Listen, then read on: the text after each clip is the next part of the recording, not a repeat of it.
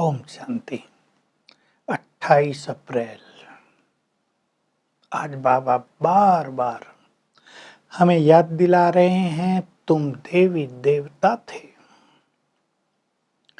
तुम अपने धर्म को भूल गए हो। जब तुम देवी देवता थे तो तुम्हारे श्रेष्ठ कर्म थे। अपने धर्म को भूले तो कर्म भ्रष्ट हो चुके हो। सतयुग की बाबा याद दिला रहे हैं, इन लक्ष्मी नारायण का राज था, ये भारत स्वर्ग था, अथाह धन संपदा थी, तुम संपूर्ण पवित्र थे, वाइसलेस वर्ल्ड था। किसी को भी ये पता नहीं है कि जो लक्ष्मी नारायण है, इनको राज किसने दिया, कब दिया, क्या हुआ जो मनुष्य इतना महान देवता बन गया। तुम सब सूर्यवंशी थे, फिर चंद्रवंशी बने, फिर वैश्यवंशी, फिर शूद्रवंशी। अब मैं आया हूं, तुम्हें ब्राह्मण बनाया है। तुम्हें मैं याद दिला रहा हूं कि तुम आत्मा हो। भले ही कहने में आता है कि आत्मा स्टार की तरह है, पर स्टार भी बहुत बड़ा है। आत्मा बहुत सूक्ष्म है, इन आंखों से नहीं देखी जा सकती, उसको दिव्य दृष्टि से ही देखा जाता है। आत्मा में अविनाशी पार्ट भरा हुआ है। सबसे बड़ा वंडर है कि सूक्ष्मति सूक्ष्म आत्मा और उसमें 84 जन्मों का पार्ट भरा हुआ है। कोई ये नहीं कह सकता कि कब से ये पार्ट चला रहा है, ये ड्रामा कब से बना। ये अनंत काल से चला रहा है, ये अनादि अविनाशी ड्रामा है। तुम इसमें पार्ट बजाते आए हो, तुम आत्माएं इस ड्रामा में एक्टर हो। तो देखिए, ये हमारा बहुत सुंदर अभ्यास है। हम अपने को सूक्ष्म अति सूक्ष्म आत्मा देखा करें। जितना सूक्ष्म देखेंगे उतनी ही गहन शांति होगी।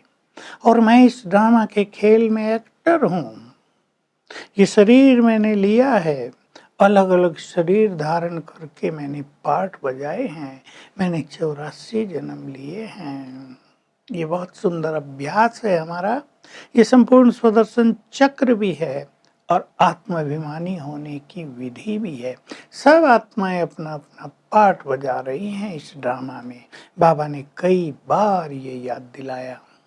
तो तुम्हें योग बल से राजाई प्राप्त करनी है। तुम्हारी राजाई स्थापित हो जाएगी, तुम्हारा देवी देवता धर्म स्थापित हो जाएगा, तो बाकी सभी धर्म विनाश को प्राप्त हो जाएंगे। अब विनाश भी सामने खड़ा है।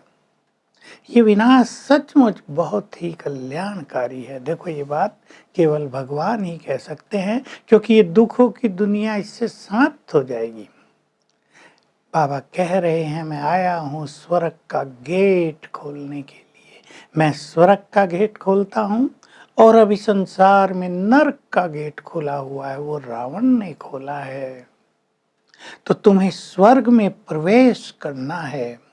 मैं आया हूँ, मैं भारत में आता हूँ। भारत मेरी जन्म भूमि कर्म भूमि है, इसलिए भारत में ही शिव जयंती मनाते हैं। पर शिव जयंती के बारे में कोई भी जानता नहीं कि शिव कब आए, उसने आके क्या किया था। वो तो निराकार है, वो जरूर ब्रह्मा तन में आएंगे, आकर ज्ञान देंगे, क्योंकि वो सृष्टि का चेतन बीज रूप है। इसलिए संपूर्ण नॉलेजफुल है, उसमें सारा ज्ञान है। तो वो आकर ज्ञान देते हैं और मनुष्य को देवता बनाते हैं। तो शिव जयंती के बाद होनी चाहिए गीता जयंती, उसके बाद होनी चाहिए श्री कृष्ण की जयंती, यानी जन्म होता है इन सब का।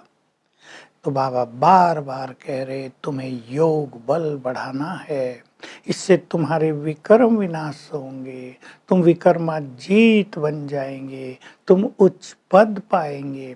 तुम्हारे अंदर जो विकारों की गंदगी भर गई, खाद इसको कहते हैं, ये निकल जाएगी और तुम पावन देवता बन जाओगे। तो हमें इस समय बहुत अच्छी तरह स्वयं से चिंतन करना है कि मुझे अपने योग बल को बढ़ाना है और देवताओं जैसे श्रेष्ठ कर्म करने हैं। मैं पुण्य आत्मा हूँ, ये स्मृति हमें बार बार लानी है। और योग बल को कैसे बढ़ाएंगे? योग का अर्थ ही है सर्वशक्तिवान से जुड़े रहना। कुछ भी साधन करके हम उससे कनेक्ट रहें अधिक समय, तो उसकी शक्तियां हम में समाती रहेंगी और अपने आत्मिक स्वरूप में स्थित रहेंगे, तो वो सारी शक्तियां भी हम में प्रवेश करती रहेंगी। हम संपूर्ण शक्तियों को ग्रहण करते जाएंगे। इससे जब निराकार आत्मा निराकार परमात्मा से जुड़ जाती है तो विकर्म विनाश होने लगते हैं। बाबा याद दिला रहे हैं, तुम निराकार हो, तुम्हारा धाम भी निराकार है। उसको इनकॉर्पोरियल वर्ल्ड कहते हैं। वहाँ भी आत्माओं का वृक्ष है जैसे, और ये संसार है कॉर्पोरियल ट्री। यहाँ मनुष्य रहते हैं, वहाँ केवल आत्माएं रहती हैं। तुम वहाँ से इस धरा पर आए हो। तो देखिए, एक आत्माओं का झाड़ वहाँ, दूसरा मनुष्यों का कल्प वृक्ष यहाँ। ये बहुत सुंदर और सूक्ष्म ज्ञान है, लेकिन बड़ा ही सरल है। तो हमें उच्च पद पाने का अधिक से अधिक पुरुषार्थ करना चाहिए। हम ये नहीं सोचेंगे कि हम तो मनुष्य देवता बन जाएंगे। दुनिया में भी हर मनुष्य अच्छे से अच्छा पद पाने का, ज़्यादा से ज़्यादा कमाई करने का पुरुषार्थ करते हैं, मेहनत करते हैं, स्टडी करते हैं। हम भी अच्छी स्टडी करें, अच्छा योग बल बढ़ाएं, स्वदर्शन चक्रधारी बने, अपने कर्मों को बहुत श्रेष्ठ बनाएं। तो जितना हमारा योग बल बढ़ेगा उतना ही उच्च पद प्राप्त होगा। हमारे अंदर योग की ताकत आ जाएगी। इस योग की ताकत से आने वाले समय को हम आराम से फेस कर सकेंगे, नहीं तो समय हमें बहुत डाउन कर देगा।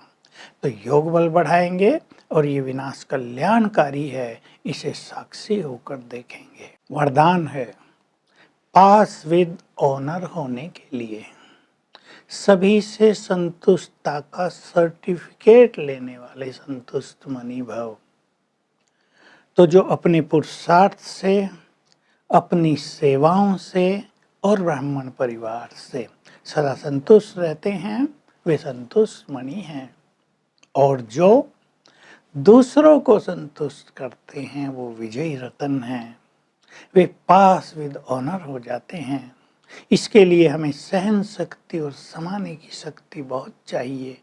चाहे संतुष्ट रहना है, चाहे संतुष्ट करना है, तब हम आगे नंबर ले सकेंगे और सभी आत्माएं हमें संतुष्टता का सर्टिफिकेट भी देंगी। स्लोगन, समय के अनुसार बहुत ही उपयुक्त सेवा के द्वारा निराश और थकी हुई आत्माओं को सहारा दो।